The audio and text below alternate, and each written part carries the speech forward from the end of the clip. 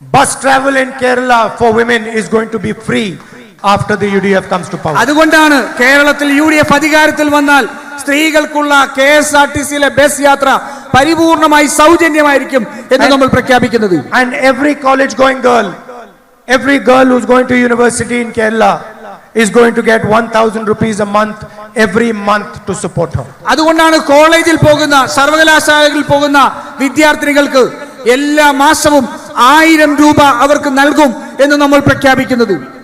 Whatever it is you want to do, if you want to learn how to sing, you want to become a doctor, nurse, lawyer, whatever you want to do, you want to be a housewife, the UDF government is going to give you the support and the protection to do it.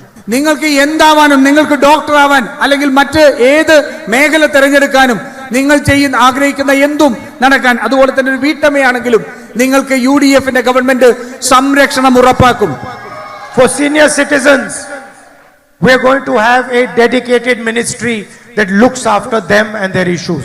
നമ്മുടെ മുതിർന്ന പൗരന്മാർ അവരുടെ പ്രശ്നങ്ങൾ നോക്കുന്നതിന് വേണ്ടി, അവർക്ക് സുരക്ഷ ഉറപ്പാക്കുന്നതിന് വേണ്ടി ഒരു പ്രത്യേകമായ വകുപ്പ് തന്നെ നമ്മൾ രൂപീകരിക്കും. And we are going to increase their pension to 3,000 rupees.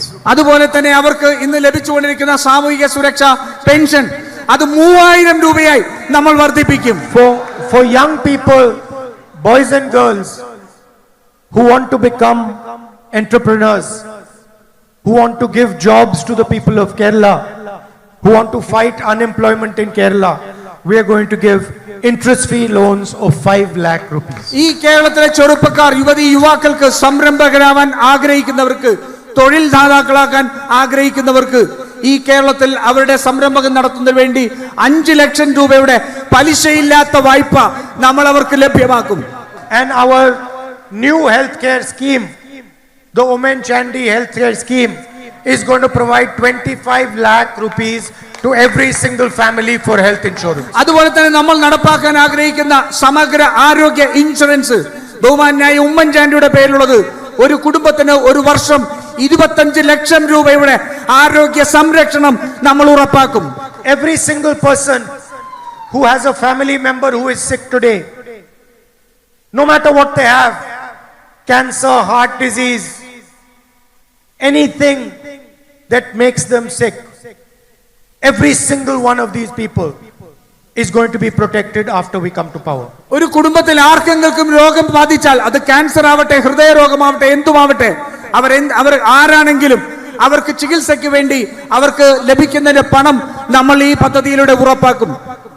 If you have a brother who has cancer, a mother or father who are suffering from heart disease or need a surgery, we are going to guarantee your family 25 lakh rupees to do that. നിങ്ങളുടെ ആരെങ്കിലും സഹോദരനോ സഹോദരിക്കോ ഒരു cancer ആണെങ്കിൽ, അല്ലെങ്കിൽ മാതാപിതാക്കന്മാർക്ക് ആർക്കെങ്കിലും ഹൃദ്രോഗബാധയാണെങ്കിൽ, അങ്ങനെ ഏതെങ്കിലും ഒരു surgery അവർക്ക് വേണ്ടി വന്നാൽ അവർക്ക് 25 ലക്ഷം രൂപയുടെ പിന്തുണ ഉറപ്പാക്കും എന്ന് നമ്മൾ പ്രഖ്യാപിക്കുന്നു. And this scheme is going to be for anybody, any family that needs health support.